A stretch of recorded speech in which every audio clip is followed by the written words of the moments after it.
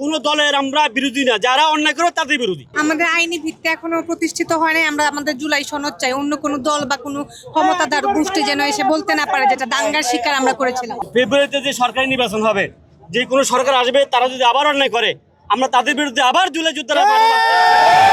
অতএব আমরা পরিষ্কার বলে দিতে চাচ্ছি, বা আমরা আওয়ামী লীগ বা কোনো দলের আমরা বিরোধী না, যারা অন্যায় করে তাদের বিরোধী। ওদের স্বপ্ন পূরণে পাশে থাকতে পেরে আমরা গর্বিত।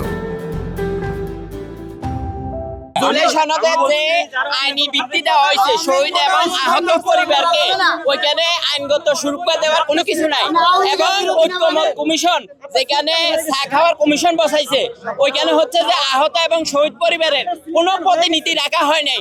কেন? এই দেশটা আমরা রক্ত দিয়ে ঘাম দিয়ে এই দেশকে দুঃশাসন এবং স্বৈরাচারের বিরুদ্ধে দাঁড়িয়েছি আমরা।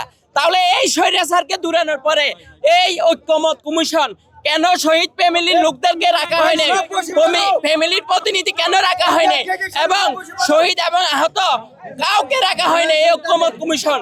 এটা হলো চা খাওয়ার কমিশন। এবং অনেক রাজনৈতিক নেতৃবৃন্দ এই কমিশনে গিয়ে চা খেয়ে আমাদের বিরোধিতা করে, আমাদের রক্তের উপরে দাঁড়িয়ে।